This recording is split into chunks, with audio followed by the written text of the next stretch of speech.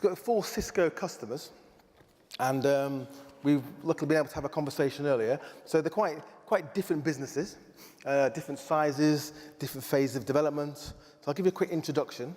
So we've got Paolo. Raise your hand. So he's an IT manager, Italian. He's got a business that's 300 employees. It's part of a larger group, about 7,000 of a Norwegian group, and it's classified adverts. So we'll talk about Paolo's business. You've got a business which is similar to, well, I'm not going to mention the competitor's name, obviously, but it's basically like a WeWork. So this is Italian business offering office space. Network's incredibly important, about to raise some venture capital. So a very interesting business, a very interesting phase of development, which is technology is very incredibly important to you in terms of how you build out your office space. Manufacturing business again. So I see a business of 130 employees. So manufacturing large machinery, B2B business. Again, you've been using collaboration technology, which we'll talk about as well. So I'll do the intro. I mean, everyone's dying to talk about their business. And Paloma on the end, startup, small business, 3 people. Again, using technology to potentially, it's a very core part of what you do.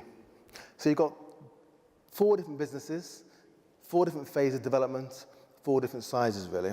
So we've kind of prepared some questions we talked about earlier. And what we're going to do is maybe run through, let you answer each question, and then come back again. And the first question really is, let's start with Paloma. So what are the trends that you're seeing in your business? And I guess as a startup, the trend is very much a reason why you started. Hi, everyone. Hola a todo el mundo. I'm Paloma, as he says, and in Pharma Talent, we use the new technology every day because we recruit people for working in pharmacies in all Spain, and our office is in Madrid. So we need to talk every day with people in Barcelona, in Málaga, wherever, and we need to see each other, but we can't use train or aeroplane just to make a conversation, so we use video conference every single day. So your trend is very much about, what I talked about earlier, is about accessing talent. You're Pharma Talent, you help your customers access talent in new, hopefully probably cheaper ways. That's what you're doing, that's why you've started this business. That's the, you say cheap ways. Well, cheaper. Yeah, exactly. we can't spend resources in just to make a conversation.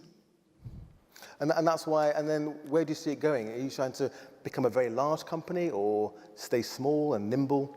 Excuse me? You want to become a big business or?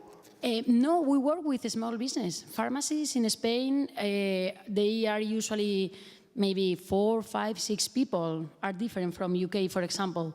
So, I mean, we need to make conversation with candidates, they are just one, and with people, with a pharmacy that they have a small soul and a small thinking too. So we have to make something easy to make the conversation with both of them. Great.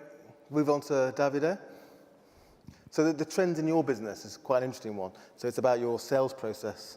Yeah, the trend of the business is trying to make the company more lighter, more faster. That's basically the trend. We produce high technology machine for hygienic products, and the trend is trying to have cost effective, reduce cost, improve the efficiency and the productivity, and more than other, to be very closer to the customer. So why, so you could say, and we'll come on later and do a Q&A too, but so in your business, you say you want to reduce costs to be more efficient. So any business can say that.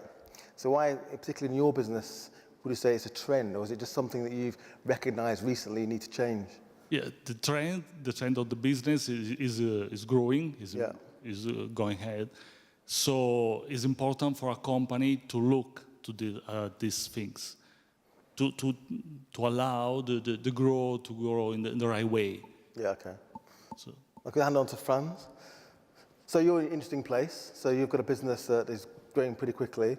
So the trends in your sector, I mean, we all know about office space, but we all think we know, but maybe you can share with us what the real trend is in terms of that transition from people renting 10-year leases to co-working spaces. Sure. So basically what we are seeing is that companies, when they look for a workspace, what they're looking is flexibility. For example, companies like Paloma's company, they start with a team of 3 people, and then they can grow to 20 people, 40 people, 50 people. They really don't know how big they're going to grow. So it's really hard for them to look for an office if they don't know if they need to commit to, let's say, 3-year mandatory term of a contract, and they don't really know how many employees they're going to have in 3 years, or they're going to be operating in 2 years. So one of the things that they require from us is flexibility regarding growth, is flexibility regarding finance. Some of the big property owners, at least in Spain, they ask a lot of months of security deposit, and they cannot really invest or block 100K, 200K when they are starting just to have an office space. And also, one of the other trends is about talent retention. Everybody has a problem with talent retention. All the workers always have like new opportunities to go work somewhere else. So especially with the upcoming of millennials as a workforce, companies need to upgrade their workspaces to fulfill the expectations of what a workspace should be in terms of what they think it should be. So they have 2 options, millennials. They can go work for corporates or like a small, boring business and see the same faces every day with the same people, or they can either go to a co-working space where they can meet. For example, in one of the buildings we have 700 people. There are swimming pools on the top, there is rooftop bars, there is gyms, there is cafeterias. So it's really fun for them to go. People in your co-working spaces, there may be 200 people in one, picking a number, but neither of them may work for the same company. No, they work for many different companies. So for you, technology is very important in terms of your growth strategy, I assume, is you're adding more offices, which need to be on the same network. On the same network, yeah. But then there's a separate opportunity Cisco should go and talk to people about, which is about if they're all working in co-working spaces, is how do they communicate as well. But we'll come back to that. Yep. So, Paolo, so your business is, so you're owned by a larger enterprise, it's 300 employees, but you're growing as well. But what are the trends then? Yes. Hi, everyone. The trends we are observing is the speed of the business. We are a tech company, and we are a pure online company. So you're classified adverts? Yes, classified advertising in generalist. What we see is we have a lot of competition, and our market is evolving very fast. Who is not going to change and evolve, probably is going to miss the leading position. So you're a good example of a disruptor, like the old newspaper classified, that can be disrupted by new startups. Yes. We need to think new business model and evolve the business model we are on now, that is the classified. Our asset, as you can imagine, is our employees. We don't have plants or big facilities. We have our office with our employees and their talents. What we see is the need to increase the productivity and also team collaboration across the local teams, but also with global teams. So there is the need to be connected and to work effectively when people is at home, for instance, for smart working or in different sites. That's a trend we are measuring a lot. So just going on to the next question really is, so you've kind of touched on it there, the problem you needed to solve was the sort of networking clearly, but also communication and collaboration. Yeah. So what are you using to do that and why? We have investigated the problem and we found some solution to deal with this. The problem was also to control travel costs and travel time, because people at the beginning sometimes was traveling a lot, even if when not really necessary. So we prefer to switch to good tools and solutions for collaborating. And the last point is the network.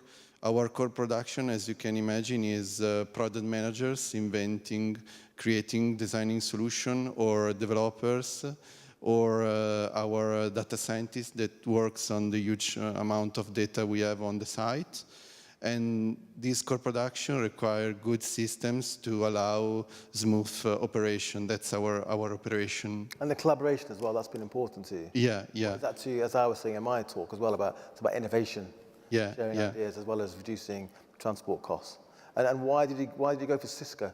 So it's a dangerous question sometimes, but so why choose Cisco? Because you're using quite a lot of it. You've got Meraki, firewalls, networking, Yeah. and the WebEx team, WebEx on top of that. Cisco was quite a sound solution and very mature, and I have to say quite easy to roll out and implement, especially in the video collaboration part.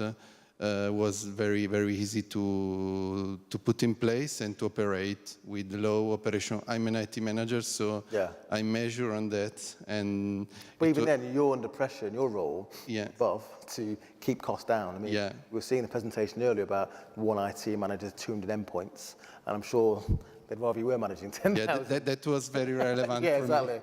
I thought it might be. Okay, just pass it on to... So again, so you're more networking. I can understand why, but maybe explain, why that's important and why Cisco as well. So for us, it's really, really important because you can have a beautiful workspace, you can have swimming pools, bars, everything. If the Wi-Fi doesn't work, everybody wants to kill you.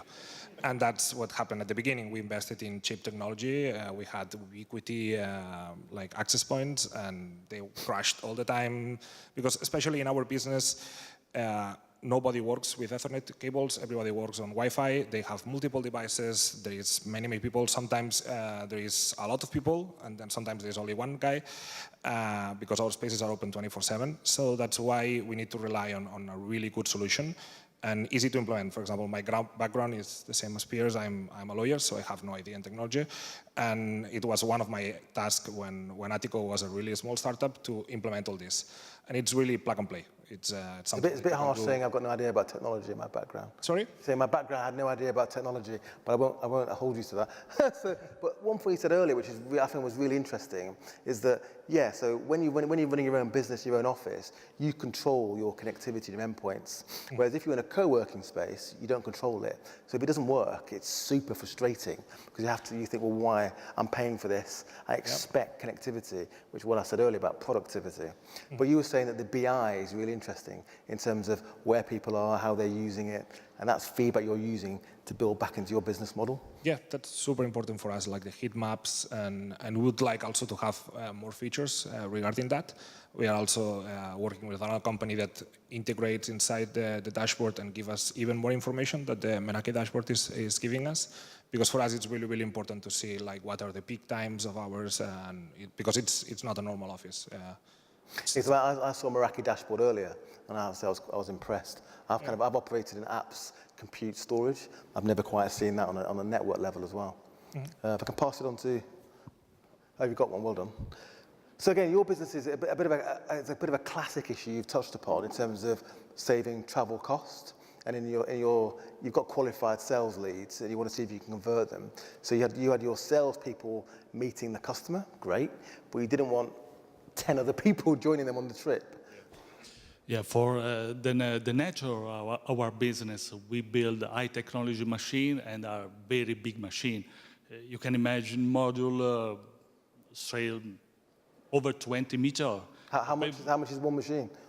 Just one machine. You don't have to give any pricing. It's very complicated, and even for the sales process, the pre-sales process, before to sell the machine, before there was people coming to the customer, showing the solution, showing the product, and basically was sales and the technical people. Through the WebEx solution, we join WebEx teams with the WebEx board. We have 70-inch WebEx board. We reach... so you got 70? 70 inch. Wow, that's a lot, yeah. Very, very, very good. And what we try to do is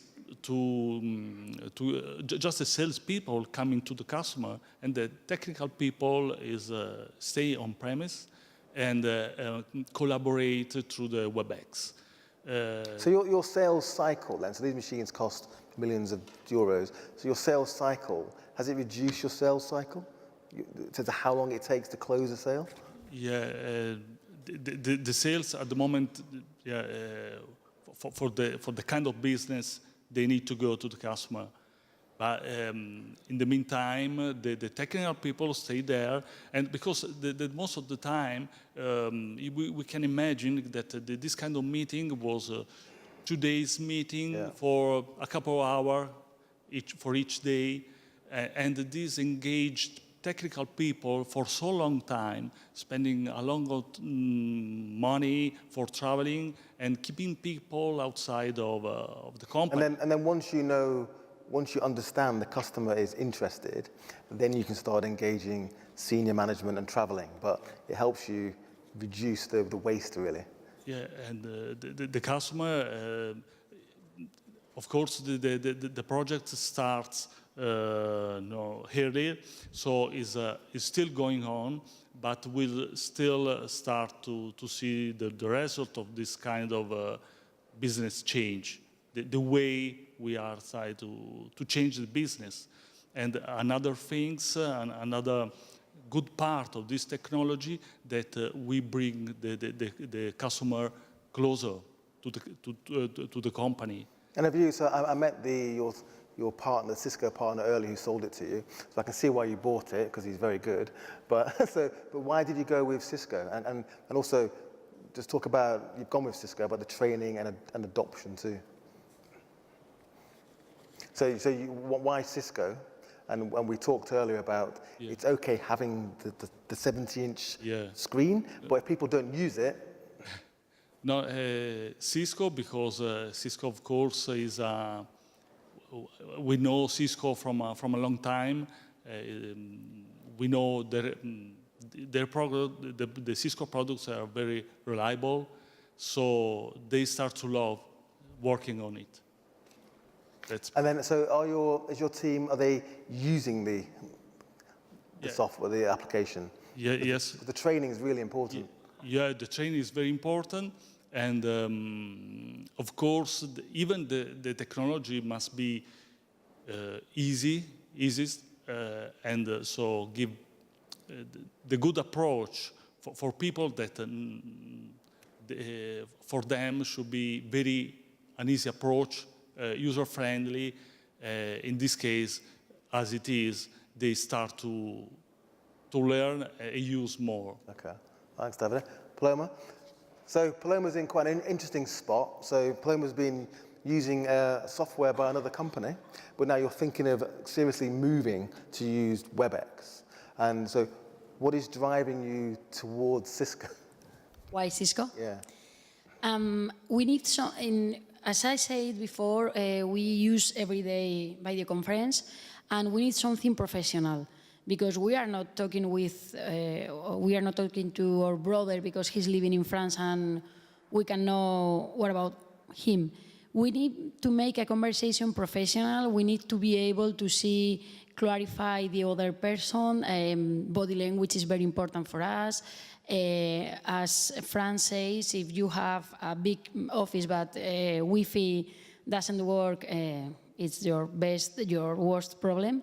And we need something efficient and quicker, because time for a small business is much more expensive probably for another.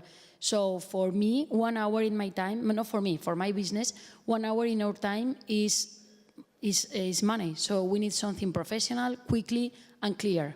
And you also mentioned you need to be, security was very important. Yeah, and the idea of having office online is very useful for us, because you have the feeling that you are in the office. You can share fields. A CV, we move CVs every day, of course. So the security for us, for the confidence of the candidate, they have to feel like in home, more or less, to make a great interview and to make because if they are not relaxed and you are not able to know really what they want to what they want to transmit, what they want to say to you about them, about personal and professional life. So the Cisco technology and the brand, the name too, gives people, makes them confident, makes them feel better about using that technology. For us? Yeah. Well, your interviewees, the client. I mean, for us, of Yeah. course, it's more comfortable because we know how to use. But it's true that we have to educate our candidates and our customers because usually they don't know WebEx and they don't know how to use it. So we have to make an activity and step by step trying to explain why we are going to use WebEx and not another tool. And I've used it, I've clicked and I have the app on my phone, but it's easy to use as well. So they need to click and just, it works. Yeah, I think so. Yeah.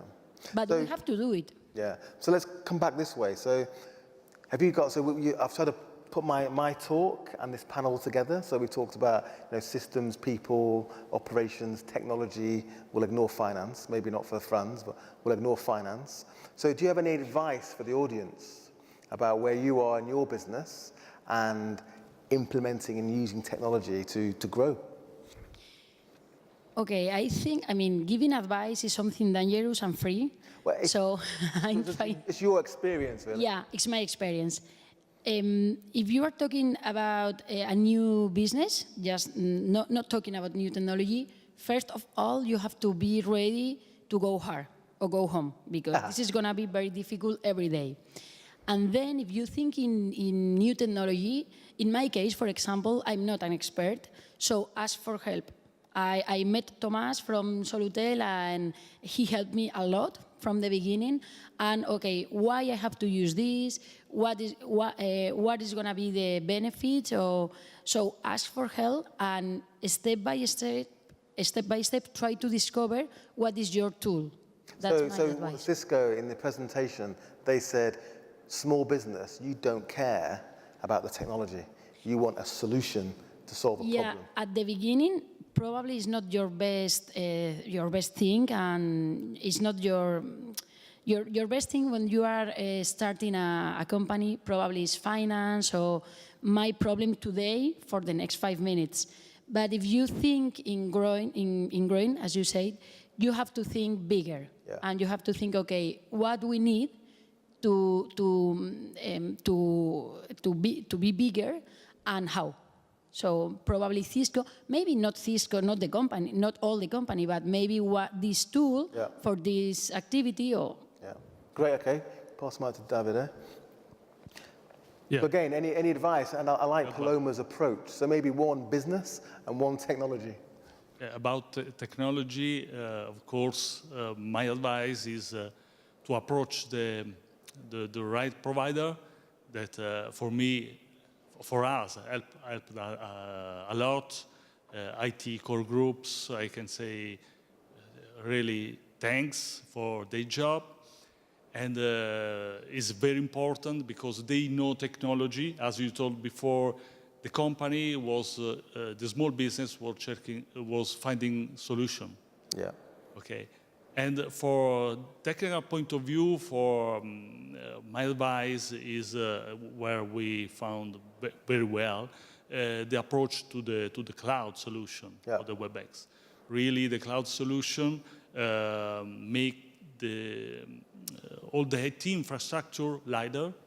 We don't need specific skills or people, and we can rely on infrastructure by Cisco. That's the important point, I think, and I sort of touched on it in my talk, is that small companies, you cannot afford sometimes this expert skill sets, and it's becoming more and more complicated. So now you can outsource to Cisco Direct sometimes, or your partner, and avoid that cost. For example, for my position, I'm multitasking because I'm involved in the IT, but in all the areas, more or less. Right. So obviously, I cannot have skills on everywhere. So it's important for us, was one of the best things that I can, is my advice, to approach the cloud solution, WebEx cloud. So what's your piece of business advice? The business. Apart from go big or go home. Yeah. Yeah, for the business, of course, the planning is at the base, as you told before. A good plan could help a lot the business. That's my point of view. Franz? So regarding technology, I think my best advice would be think about the investment. Sometimes at first you think, okay, this will just give me a solution, but then after a certain amount of months or years, you need to change it, and then it's another big investment. So sometimes it's just better to do the big investment at the beginning and not buy cheap technology and then have to change it a couple of years ago. So I said that in my talk actually. So you did that. So you thought, let's go cheap. Let's Didn't go really cheap at the plan for beginning, the long term. You thought, let's save some money. But in the long term, it's cost you more money. Yeah. Yeah. And also that's something that Cisco really helps is that you can, at least in Spain, you can finance. So pretty much all the equipment, so you don't Well, I always say, so I was talking about finance. So your vendor wants you to buy their solutions. Yeah. And they typically are quite big companies, and they have the ability to help you do that. So when it comes to financing, always look at vendor financing. Yeah. And what's your business advice? So business advice is if you get into a business, make sure that you have knowledge about that business. For example, in co-working space, you need to have a strong knowledge on architecture, on renovations, on property management, on operations. So you might, I don't know, like see WeWork and say, hey, I want to open a co-working space because I like people and I think I can make them happy. But if you don't have a strong background on that, so for example, in co-working spaces, 1/3 of them closes after 1 year of opening. The other third is never profitable, and only 1/3 is profitable. So have a strong knowledge on the field that you're going to get inside. So it's people is everything really. Yeah, that's also one thing. Hire the right people. And Paolo, can I hand the mic over? Yes. So one business and one technology. Yes, in our case, we are using Cisco quite a lot, from firewalling to switches in our data center, in our office, and also we use Cisco Meraki quite effectively. But have you got one piece of advice Yeah. on the use of the technology? I'm coming to this. I mean, I need that each business needs to assess exactly where it is, its capabilities, the resources, and when wants to be. Yeah. And needs to assess if it has internal knowledge or not on the products, on the technology, and especially if not, leverage on the partners, like VAR Group in our case, that help a lot in some developments and some projects. And when you embrace this, I call it digital transformation, even if we are a digital company in some parts, we need to constantly renew and rebuild the business and how we work. I think that you need to think big, but then start with quick wins and relatively small investment, because IT sometimes is perceived as a cost and need to justify constantly its achievement and what is doing for what are the benefits. So even if you have a long-term plan, you need to have milestones and clear objectives and goals and measure what you're achieving. Otherwise, the CFO maybe could have something to say. While in I think you're right. I think in the old world of large IT projects, you put on-premise infrastructure, and you maybe take 5 years to work out, did it work? Whereas now, with cloud solutions, subscription, you know very quickly if it's adding value or not. You can try and succeed or fail or change or adapt in a more agile way without investing a lot at the very beginning and then to change or waste time and money. It's more easy to test and to try maybe now. Wow, that's been great. So what I thought I'd do actually is merge my talk and the panel with questions, because you'll probably see that luckily my 5 factors have been touched upon by the panel here, which is, thank you for that. So the question is, are there any questions out there to me about my 5 factors, or the panel about how that may have implemented in their business. You just get a mic. Thank you. Thank you very much for giving us an insight of why you choose Cisco above other vendors. So thank you for that. My question is a little bit more around partners. Okay, so we have a lot of partners attending today, and I was always wondering, why do you choose? What is the reason that you choose a partner over a partner? Because you mentioned already that knowledge is important, but next to knowledge, experience is something else, and then you have pricing. Okay, so I don't want to hear the answer pricing, right? So I'm more interested. Why did you decide to choose for a partner above a partner? Because we have, 4 great people from 4 different industries. We have an economic buyer, we have a user buyer, we have a technical buyer. So I'm quite interested to hear what are those criteria to pick the right partner for implementation. I can take. Maybe we'll take 2 of you. In my experience, I mean, I had experience in the last 5 years in Subito with at least 2 or 3 partners, and they had a different level of knowledge, spanning from a pure reseller or with a low degree on interaction and knowledge on the services and on the ecosystem. Others were more strictly related to Cisco and had a deep knowledge on the product. So it depends. For instance, for Meraki, it's so easy that we manage internally. We can buy from many different partners, and it's almost the same from my point of view. For more specific projects or technical projects, like networking project, for instance, maybe we need some expert eye on the topic, and we prefer more skilled partner. So it's the level of skill and the project you have to implement. Anybody else want to, Davide? Yeah, usually the small company has problems and try with the partner to find out, to solve these problems. So what we are looking from a partner is the vision of the solution. So then the technical skill come. We assume that the partner has the skill is skilled enough to give us the solution. But basically, what we are when we have problem, when we have an issue, or when we want to make a process better, we ask to our provider the vision of the solution. And if the provider is good enough to give us the vision of the solution, so for us is the good partner. Franz, Paloma, do you want to add? No?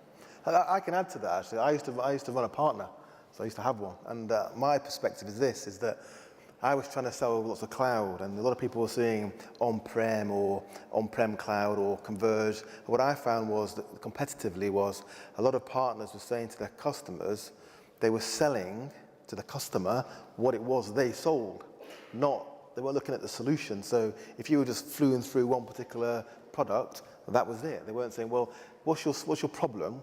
Let me go and solve it for you. And it may be there's a range of solutions now that I can fit together. And I found that was the way. And a lot of it was knowledge as well. A lot of the partners I was competing with, they never really, at your point, Paolo, they never really understood the cloud. The management did, but the people working for them, they didn't. And they weren't trained fast enough. That was my perspective. Any more questions about business growth or anything the panel has said? No? Charlotte?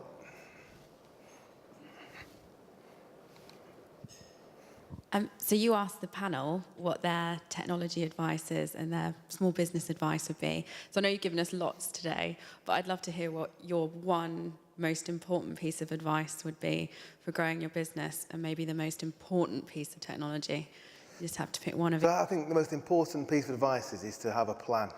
That's why I put it first. I mean, you can talk about people, but you need to have a plan to have the right people.